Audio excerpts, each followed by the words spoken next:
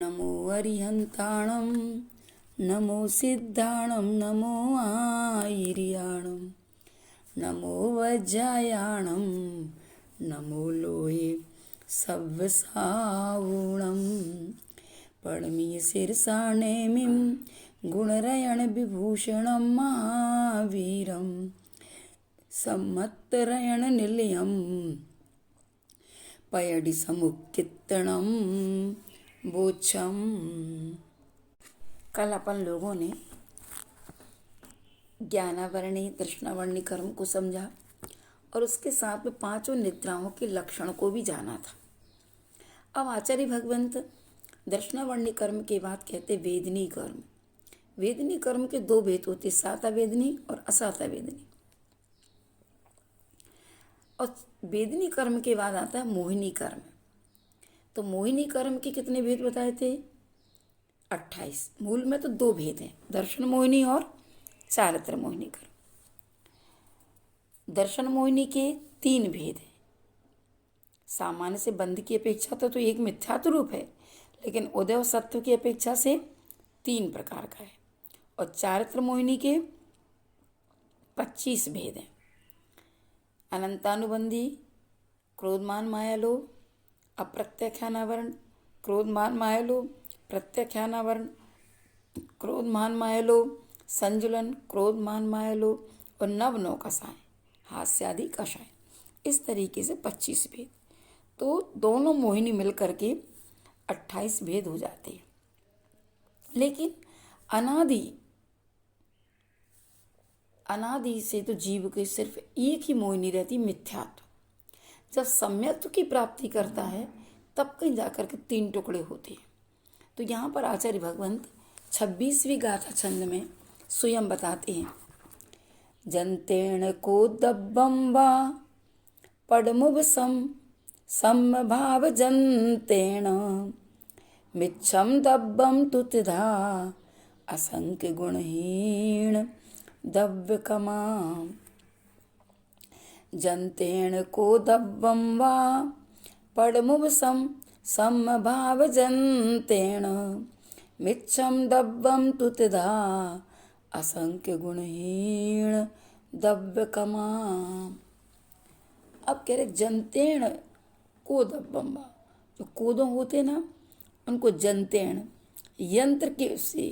यंत्र यानी चक्की के दले हुए कोदों के समान, पडमुपसम संभाव जंतेण, प्रथमोपसम सम्यक्त रूप परिणाम रूपी यंत्र से।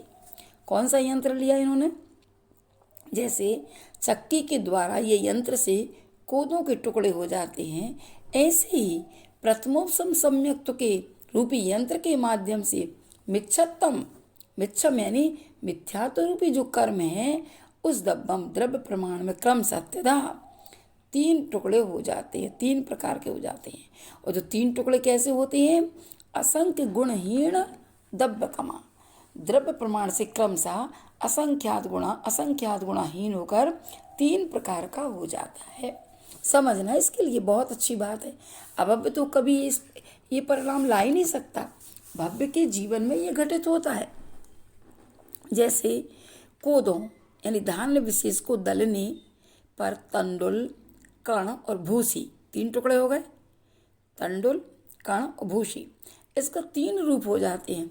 उसी प्रकार मिथ्यात्व रूपी कर्म द्रव्य भी जब भव्य जीव प्रथमोपसम सम्यक्त रूपी यंत्र के द्वारा, जो भव्य है और 5 लब्धियां कर रहा है और उसे प्रथमोपसम सम्यक्त की प्राप्ति होने वाली है, उस समय वह प्रथमोपसम सम्यक्त रूपी यंत्र के द्वारा मिथ्यात्व, सम्यक मिथ्यात्व और सम्यक्त रूप परिणमन करता है, यानी 3 टुकड़े हो जाते हैं। इनमें सबसे अधिक द्रव्य किसका रहेगा? तो मिथ्यात्व का द्रव्य। फिर उससे असंख्यात गुणाहीन सम्यक मिथ्यात्व का द्रव्य, उससे भी असंख्यात गुणाहीन सम्यक्त का द्रव्य है। ऐसा लगा लेना चाहिए। आचार्य श्री नेमी चंद्र देव महाराज प्रथमोपसम सम्यक्त भाव से कह रहे हैं कि प्रथमोपम सम्यक्त रूपी यंत्र से, यानी सम्यक्त उत्पन्न हो चुका, उसके बाद 3 टुकड़े करवा रहे। लेकिन धवला पुस्तक 6 में आचार्य भगवंत लिखते हैं, जंत्येण दलिज माण को दव्येशु को दब्बम तंदुलदंत दुलाणम च दंसण मोहिनीय से अपवादीकरणे ही दलियस्य तिव्यत्तु पलंबा। कितनी अच्छी बात कही कि जाते के से दले गए कोदों में कोदों, तंडुल और अर्धतंडुल, इन 3 विभागों के समान अपूर्व करणादि परिणामों के द्वारा।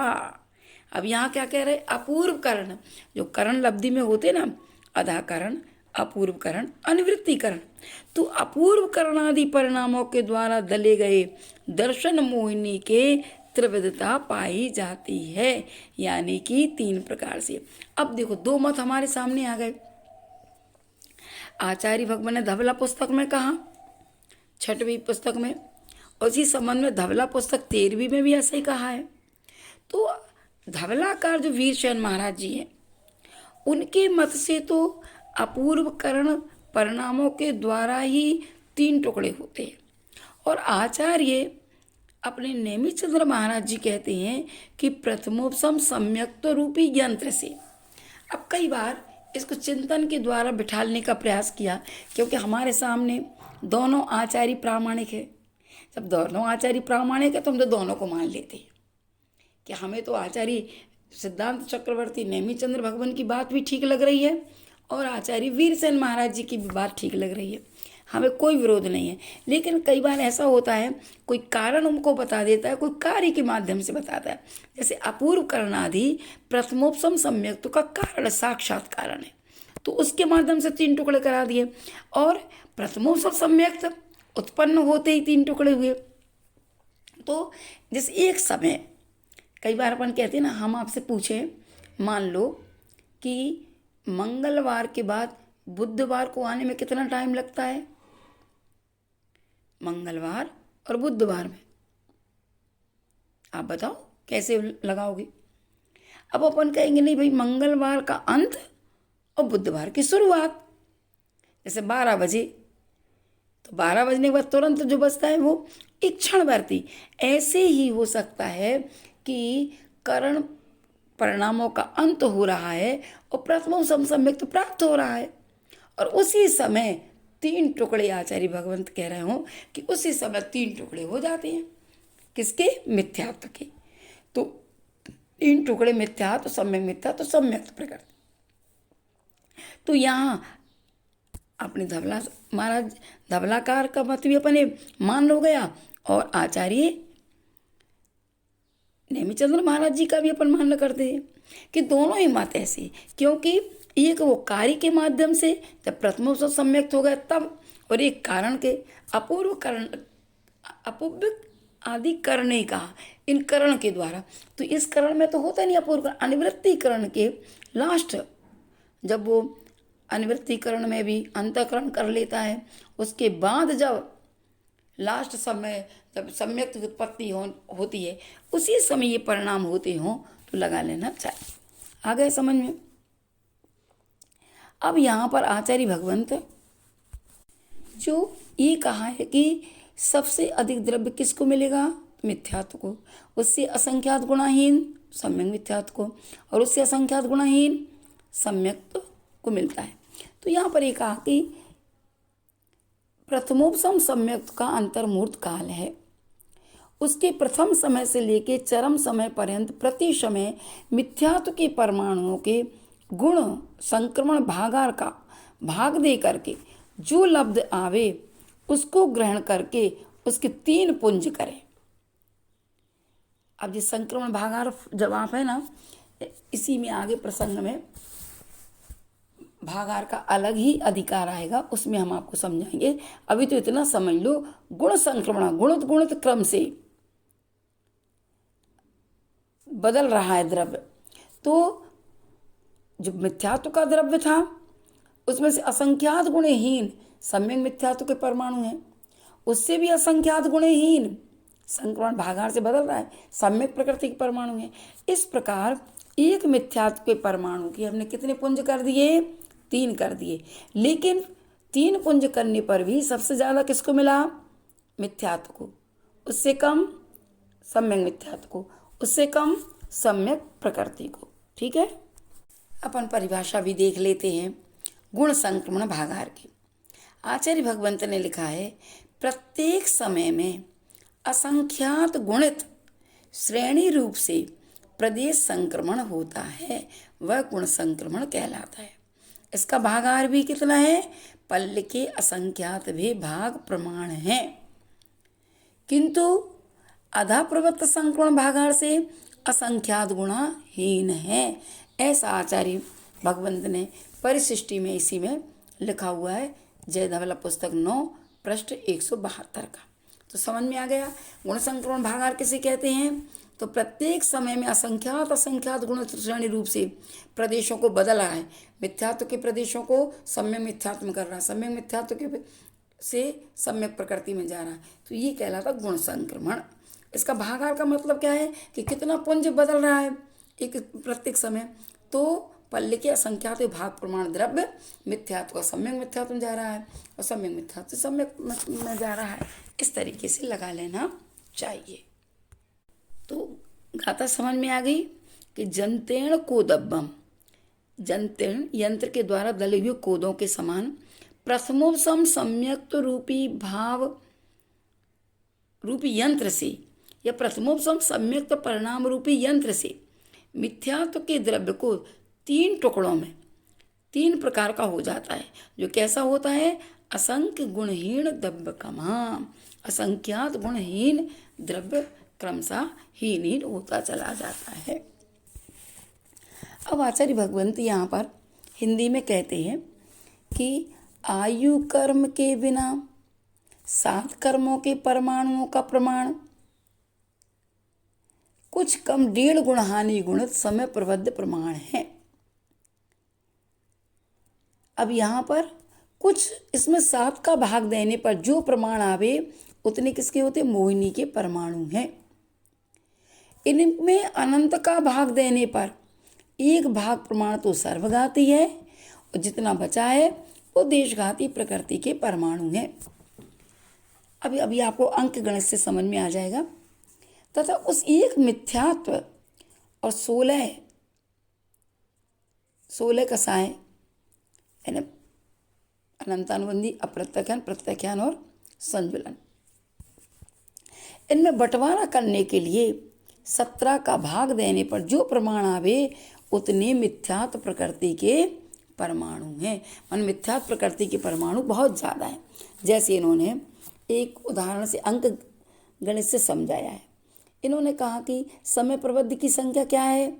6300। पहले हम बता के आए ना आप लोगों के लिए, समय प्रबद्ध किसे कहती हैं? एक समय में बंधने वाले पुद्गल परमाणु जब कर्म रूप में परिणमन करते हैं उसको समय प्रबद्ध कहते हैं।